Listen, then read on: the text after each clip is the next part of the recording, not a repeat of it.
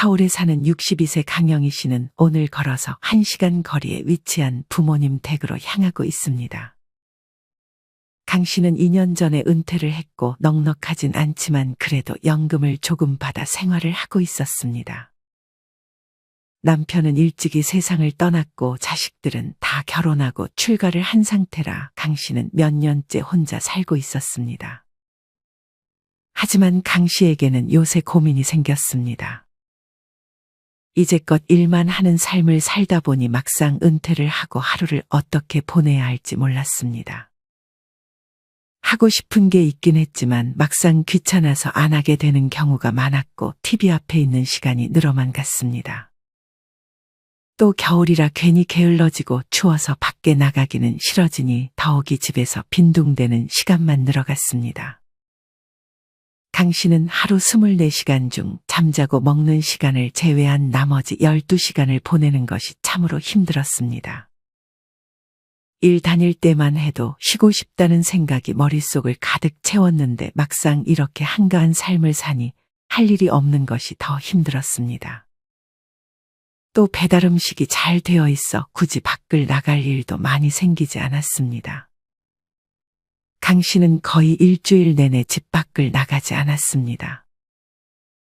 강 씨는 최근 건강이 안 좋아짐을 느껴 무거운 몸을 이끌고 동네 근처의 뒷산으로 향했습니다. 이날은 비가 또 많이 와서 동네 사람들이 많이 보이지는 않았습니다. 강 씨는 홀로 우산을 쓰고 산을 올랐습니다. 비가 다시 거세게 오자 강 씨는 내려갈 준비를 했습니다.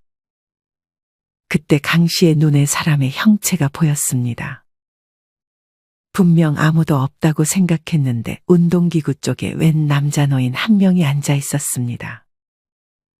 비가 오는데 어딜 앉아있지 하는 생각에 강 씨는 그 노인 곁으로 다가갔습니다. 그 노인은 아무런 움직임도 없는 것 같았습니다. 강 씨는 순간 두려움이 몰려왔습니다. 그 노인은 우비를 입긴 했지만 우산을 쓰지 않은 채 두 팔이 축 늘어진 상태로 앉아 있었습니다. 강 씨는 조심스럽게 그 남자에게 말을 걸었습니다.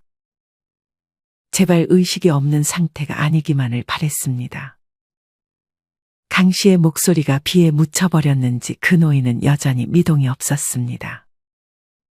강 씨가 그 노인의 어깨를 두드린 순간 그 노인은 그제서야 움찔하며 강 씨를 쳐다봤습니다. 강 씨는 놀란 마음을 진정시키고 그 남자 노인에게 말을 걸었습니다. 비도 오는데 앉아서 뭐 하고 계셨어요?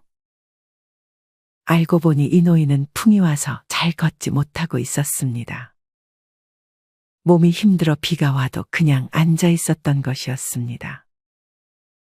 몸도 불편하신 것 같은데 이런 날은 집에서 쉬시는 게 낫지 않아요? 강 씨는 그 노인에게 왜 이런 날씨에 밖을 나왔냐고 물었습니다. 여기라도 왔다 가지 않으면 하루를 보내는 게 힘들어서 나왔어. 남자 노인은 여기 산에 오르는 것이 하루의 유일한 일정인 듯 싶었습니다. 이거라도 하지 않으면 하루가 너무 길다고 말하며 비가 오나 눈이 오나 이 할아버지는 매일 뒷산을 오른다고 했습니다. 강 씨는 할아버지를 보며 이 모습이 자신의 미래가 될 수도 있다는 두려움을 느꼈습니다. 강 씨는 지금과는 다르게 살고 싶었습니다.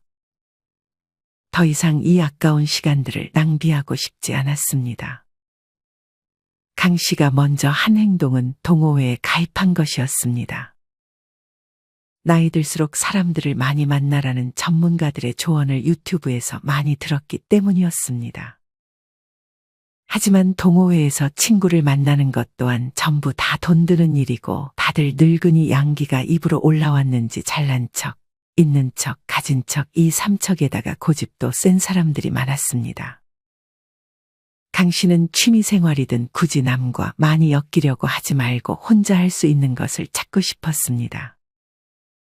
외롭다는 생각을 하기 시작하면 남은 인생이 힘들어진다고 생각했고 혼자만의 고독을 반갑게 맞이하고 오히려 그 순간을 즐길 줄 알 때 비로소 자유로워진다는 생각이 들기도 했습니다. 그때 강 씨가 떠오른 사람은 다름 아닌 취미 부자였던 부모님이었습니다.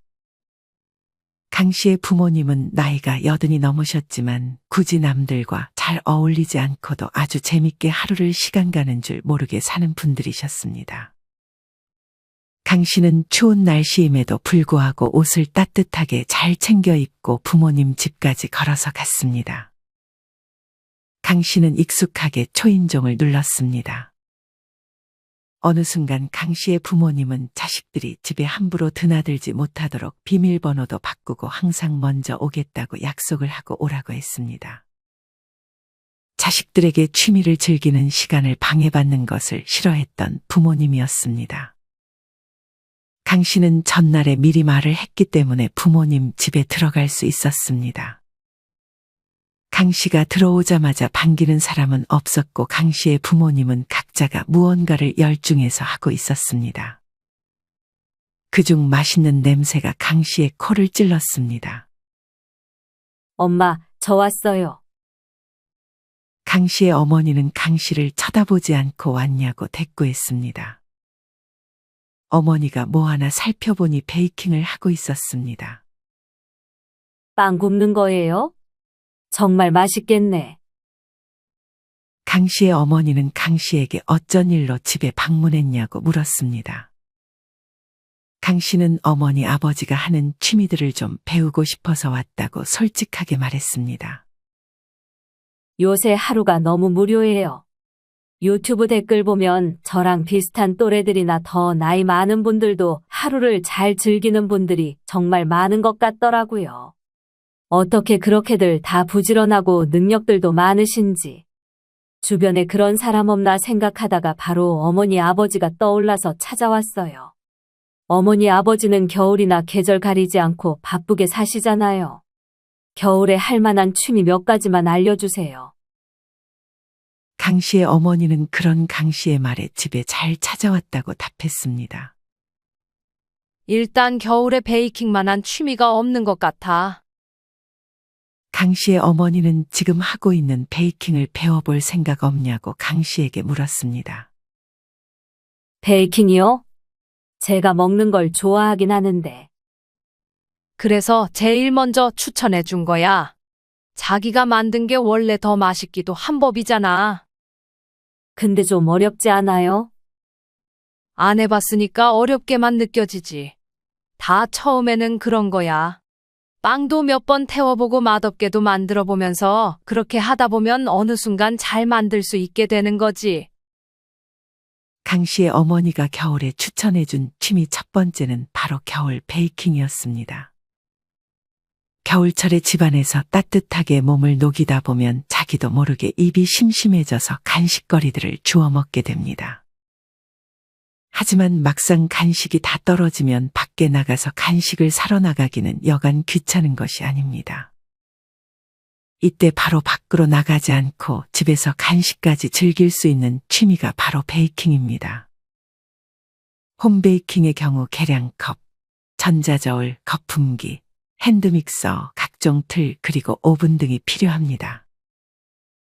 집에 있는 게 있다면 따로 구매할 필요는 없고, 만약 없는 게 있으면 새 거를 사기보다는 중고로 구해보는 것도 좋습니다. 오븐의 경우 아마 싸게 내놓는 분들이 많을 것입니다. 당근 마켓 등을 통해 싼 값에 얻어서 취미로 시작해보는 것이 좋을 것 같습니다. 네이버나 구글에 초보 홈베이킹 혹은 초보 홈베이킹 재료라고 검색을 해보시면 재료들을 찾을 수 있고 거기다 만약 내가 좋아하는 빵이나 쿠키를 같이 검색해 준다면 아주 쉽게 잘 나와 있습니다. 만약 오븐을 사용할 경우 시간이 걸리더라도 예열 과정을 꼭 거치는 것이 중요하다고 합니다. 오븐 내부의 온도뿐 아니라 오븐 안쪽의 금속 벽까지 충분히 달궈진 이후에 베이킹을 해야 실패할 확률을 줄일 수 있다고 합니다. 저는 카스테라를 좋아하는데 요새 마트나 빵집에 가면 빵값이 비싸서 쉽게 손이 잘 가질 않습니다. 이럴 때 마트나 빵집에서 사 먹는 것보다 집에서 해 먹는다면 돈도 아낄 수 있습니다. 베이킹을 할 때 너무 조리도구에 욕심을 부리기보다는 최소한의 도구로 시작해보는 것이 좋습니다. 막상 도구를 많이 샀는데 한 달 뒤에는 모두 창고행으로 가는 것을 피하기 위함입니다. 만약 붕어빵을 좋아하신다면 붕어빵 기계를 하나 구매하는 것도 좋습니다. 밖에서 붕어빵 사 먹는 것도 가격이 너무 올라 겨울철에 붕어빵을 잘 먹지 못했는데 이렇게 붕어빵 기계를 사서 직접 해 먹으면 밖에서 먹는 것보다 훨씬 싸고 파치나 슈크림뿐 아니라 내가 원하는 재료들을 직접 넣어서 먹을 수 있다는 장점이 있습니다. 무엇보다 붕어빵 기계의 경우 도구나 재료들이 많이 필요하지 않기 때문에 더 좋은 것 같습니다. 강 씨는 어머니가 해준 빵을 한 입 먹고는 감탄했습니다. 밖에서 파는 것보다 더 맛있는 것 같아요. 강 씨의 어머니는 그런 강 씨의 말에 기분이 좋아졌습니다. 강 씨의 어머니는 베란다에서 분주하게 움직이고 있던 남편을 불러 빵을 먹으라고 했습니다. 금방 하고 갈게. 강 씨의 아버지는 5분 정도 있다가 거실로 와서 강 씨에게도 인사를 건넸습니다. 취미를 좀 배우고 싶어서 찾아왔다고. 네. 저는 일단 붕어빵 기계를 사서 몇 개 만들어 보려고요. 아버지는 뭐 하고 계셨어요? 강 씨는 내친 김에 겨울철에 하면 좋은 취미 두 번째를 아버지에게 물어봤습니다. 굳이 겨울철에만 할 필요는 없지만 많은 사람들이 말하는 실내 정원 가꾸는 것만한 취미는 없다고 봐. 겨울에는 아무래도 집 밖에도 많이 안 나가게 되고 집 안에서도 장판이나 이불 속에서 가만히만 있게 되잖아. 그럼 몸은 더 굳게 되고 건강이 좋아질 리 없지. 강 씨의 아버지가 추천한 취미 두 번째는 실내 정원을 가꾸는 것이었습니다. 강 씨의 아버지는 그중 겨울철에 키우기 좋은 식물 몇 가지를 강 씨에게 알려줬습니다. 겨울에는 아무래도 햇빛이 많이 안 들어오니까 식물들이 빨리 죽어버리는 경우도 많아. 보통 부지런하지 않고는 그런 식물들을 잘 키우기는 쉽지 않지. 강 씨의 아버지는 스트레스 받지 않으면서 키울 수 있는 식물들에 대해 말해줬습니다. 강 씨의 아버지는 첫 번째로 아라우카리아라는 식물의 사진을 보여줬습니다. 아라우카리아는 삼나무를 닮아 호주 삼나무라고도 불리는 식물입니다. 연말에 집에 장식하기 좋은 식물인데다 순한 것이 특징입니다. 아라우카리아는 추위를 견디는 내한성이 강하기 때문에 거실에 두면 어느 정도 집안에 찬바람이 들어와도 잘 죽지 않고 키우기 쉽다는 특징이 있습니다. 식물 처음에 키울 때는 이렇게 잘 죽지 않는 식물을 키우는 게 좋아. 호기롭게 식물 키우는데 쉽게 죽어버리면 그 취미를 오래 하긴 쉽지 않으니까. 아라우카리아는 침엽수라 병충해도 거의 없고 잎을 만져보면 부드럽다는 특징이 있습니다. 이 식물을 키울 때 주의할 점은 너무 어둡지 않은 곳에 올려두고 바람이 잘 통하는 곳에 놓아주는 것입니다. 강 씨의 아버지는 그 다음 키우기 좋은 식물 두 번째로 스킨답서스라는 식물의 사진을 보여줬습니다. 스킨답서스는 특히나 다른 일반적인 식물의 약 5배나 많은 일산화탄소를 잡아주기 때문에 공기정화에는 이만한 식물이 없다고 합니다. 어떤 분들은 이런 특징 덕에 주방에 여러 스킨답서스를 두고 키우는 분들이 있습니다. 공기정화뿐만 아니라 전자파를 잡아주고 천연 가습 효과까지 있어 실내가 건조해지는 겨울철에 아주 좋은 식물입니다. 게다가 벌레도 없고 워낙 음지에서도 잘 자라 햇빛을 많이 쬐 필요가 없기 때문에 일조량이 부족한 겨울에 초보자들이 처음에 키워보기 좋은 식물입니다. 스킨답서스의 경우 물을 좋아하기 때문에 겉에 흙이 말랐다 싶으면 넉넉히 물을 주면 됩니다. 분무기를 사용해서 뿌려주는 것도 좋은 방법입니다. 강 씨의 아버지는 겨울철에 키우기 좋은 식물 세 번째로 사랑초의 사진을 보여줬습니다. 사실 겨울에 키우기 쉬운 꽃은 거의 없는 편인데 사랑초의 경우 영하 1, 2도까지는 견딜 수 있기 때문에 겨울에 베란다에서 키우기에 좋은 식물입니다. 만약 너무 초록 색깔의 식물만 키우기는 꺼려진다면 사랑초를 키워보는 것도 좋습니다. 집에 식물을 키우기 마땅한 베란다가 없다면 테라리움을 만들어 보는 것도 좋아. 강 씨의 아버지는 이번에는 테라리움 사진을 보여줬습니다. 강 씨의 아버지가 말한 테라리움이란 습도를 지닌 투명한 용기 혹은 유리병 속에서 식물을 키우는 것을 말합니다. 테라리움을 만들기 위해서는 용기나 유리병 안에 심을 수 있는 작은 식물이 적합하고, 아무래도 용기의 크기는 대부분 작기 때문에 식물이 빠르게 자라지 않는 식물류가 좋습니다. 추천드리는 식물로는 싱고니움, 드라세나, 피토니아, 아디안텀 등이 있습니다. 테라리움의 경우 직사광선이 닿는 곳에 장식장 위에 올려놓는 것이 좋고, 용기나 유리병 안쪽에 물이 없는 것 같을 때 스프레이를 이용해서 물을 주면 좋습니다. 더 자세한 테라리움 만드는 법이 궁금하시다면 유튜브에 테라리움 만드는 법이라고 검색하신 후 준비물을 사서 한번 따라 시도해 보시면 좋을 것 같습니다. 테라리움은 참 예쁘네요. 저는 이걸 한번 만들어 봐야겠어요. 강 씨의 아버지가 신나서 강 씨에게 식물에 대해 소개해주는 와중에 강 씨의 어머니는 거실에서 뜨개질을 하고 있었습니다. 강 씨는 그런 어머니에게 뭐를 만들고 있냐고 물었습니다. 강 씨의 어머니는 가방을 만들고 있었습니다. 어머니의 솜씨를 보니 보통 솜씨가 아니었습니다. 뜨개질하면 하루에 시간 가는 줄도 모르고 집중할 수 있어. 강 씨의 어머니가 고른 겨울철 취미 세 번째는 바로 뜨개질, 그 중에서도 코바늘 뜨개질이었습니다. 코바늘은 한쪽 또는 양쪽 끝이 갈고리 모양으로 되어 있는 긴 막대 도구입니다. 일반적으로 뜨개질하면 두 개의 대바늘로 뜨기 마련인데, 코바늘의 경우에는 대바늘과는 달리 하나의 바늘만으로도 편물을 짤 수 있다는 특징이 있습니다. 이런 뜨개질은 우리의 건강에도 많은 도움을 줍니다. 뜨개질을 하면 심리적으로 안정이 되면서 혈압도 안정적으로 바뀌고 순환계에 긍정적인 영향을 준다고 합니다.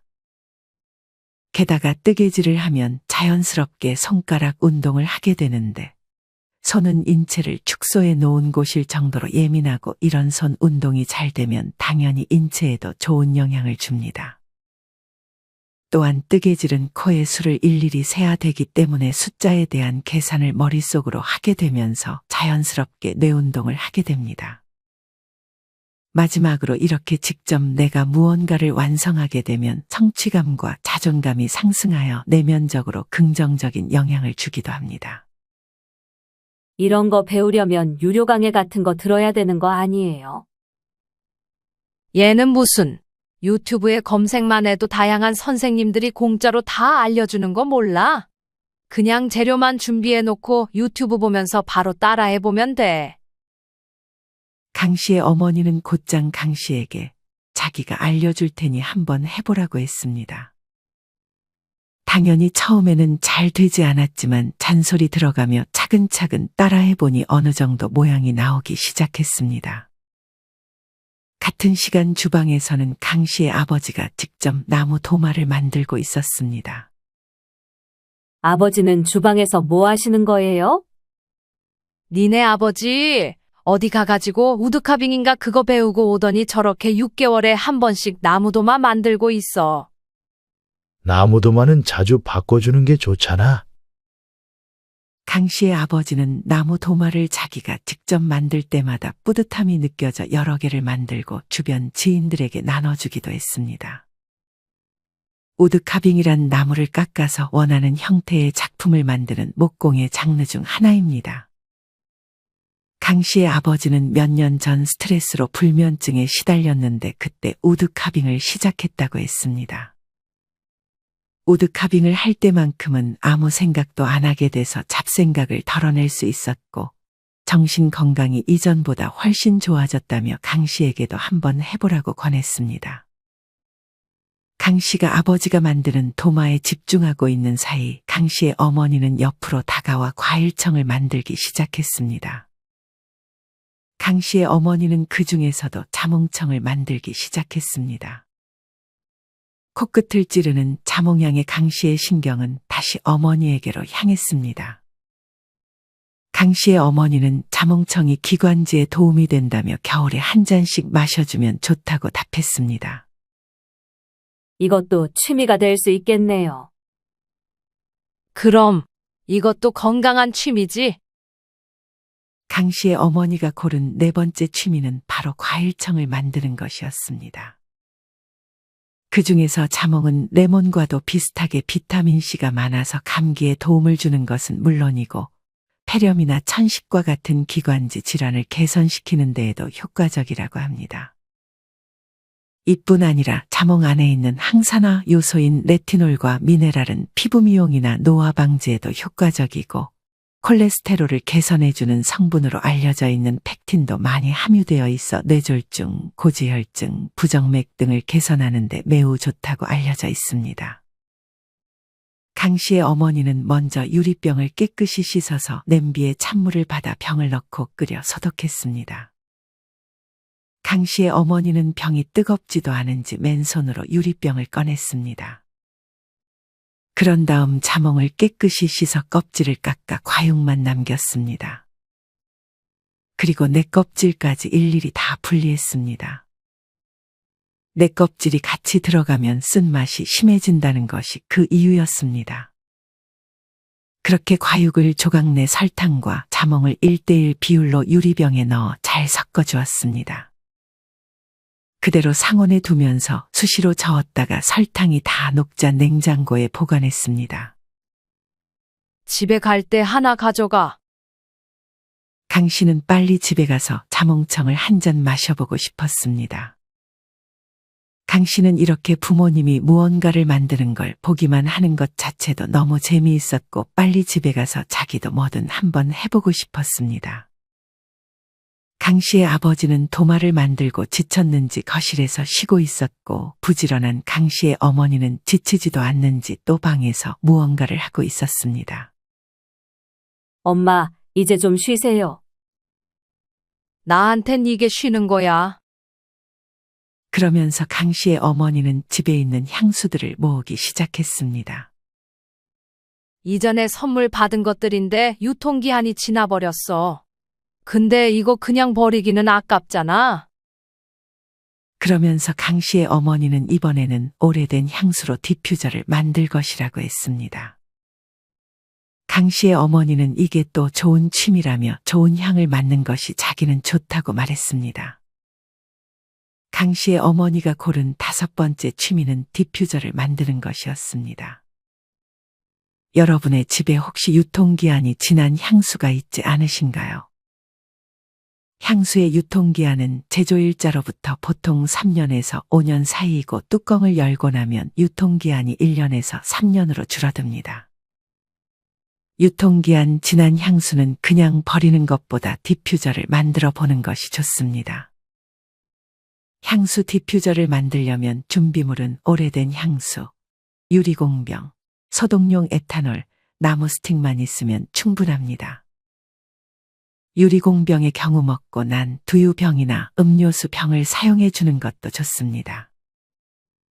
이때 주의할 것은 플라스틱이 아닌 유리병을 사용해 줘야 한다는 것입니다. 플라스틱 병을 사용하면 빠른 증발과 변질을 불러온다고 하니 피해주는 것이 좋습니다. 강 씨의 어머니는 과일청을 만들 때와 마찬가지로 먼저 유리병을 깨끗이 씻고 뜨거운 물로 소독까지 해줬습니다.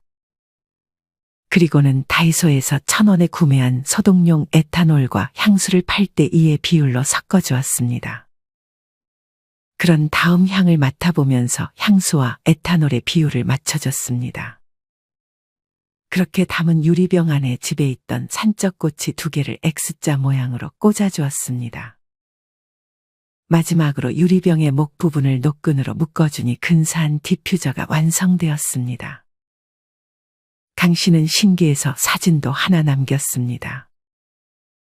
이렇게 뭐든 뚝딱 만들어내는 어머니가 참으로 신기했습니다. 강 씨는 어머니를 보며 자신이 꿈꾸는 삶을 어머니가 살고 있는 것 같다는 생각이 들었습니다.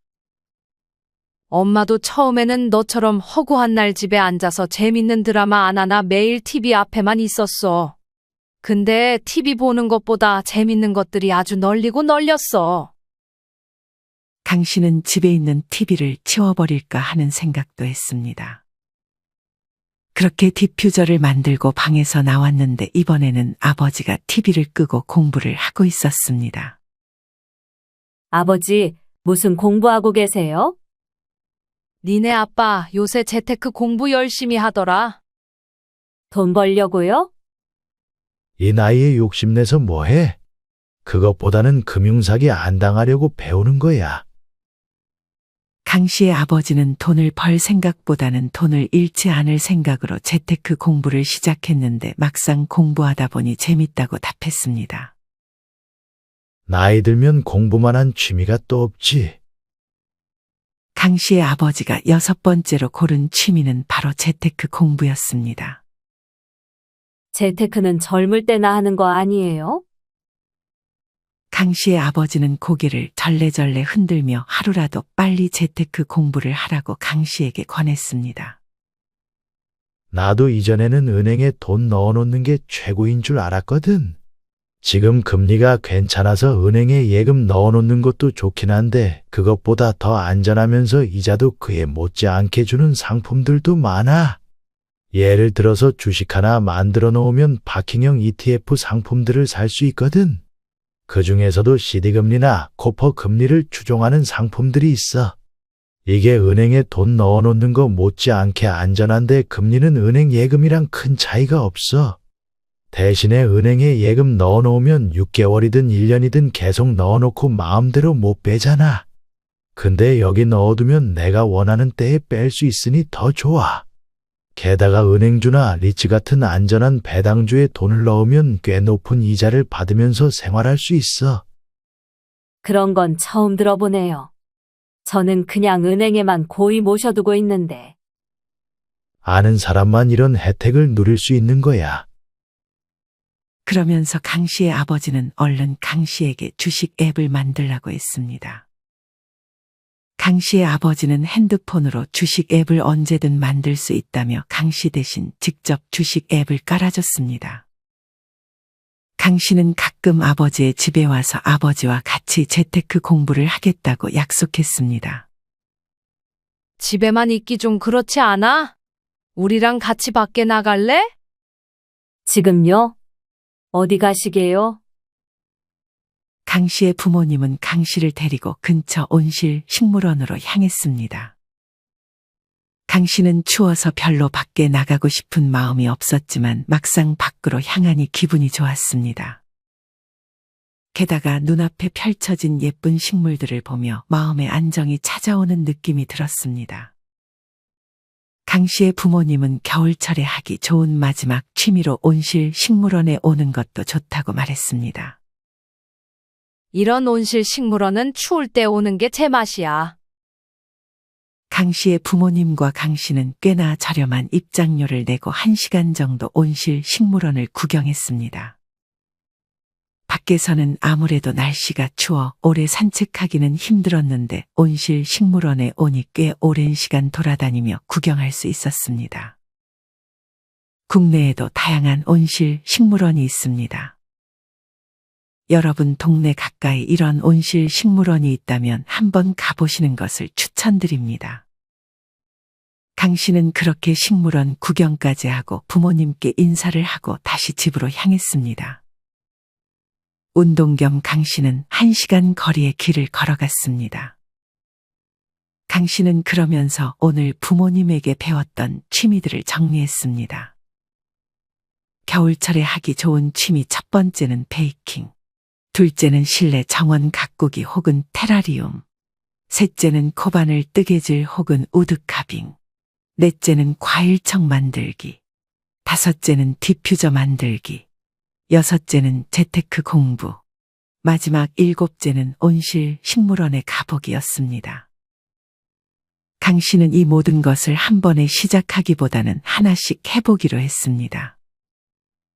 그리고는 가는 길에 다이소에 들려 뜨개질 재료들을 샀습니다. 강 씨는 그저 이제 할 것이 생겼다는 생각만으로도 기분이 설렜습니다. 여러분은 겨울철에 하는 나만의 취미가 있으신가요? 겨울이라는 계절은 아무래도 다른 계절들보다는 움직이기도 귀찮고 게을러지는 시기인 것 같습니다. 하지만 이럴 때일수록 좀 더 많이 움직이고 하루 종일 TV만 보는 삶보다는 머릿속에서만 맴돌았던 취미들을 하나씩 시작해보는 것은 어떨까요? 이상으로 오늘의 영상을 마치겠습니다. 우리 모든 구독자분들의 행복한 여생을 응원합니다. 다음에 더 좋은 내용으로 찾아뵙겠습니다. 감사합니다.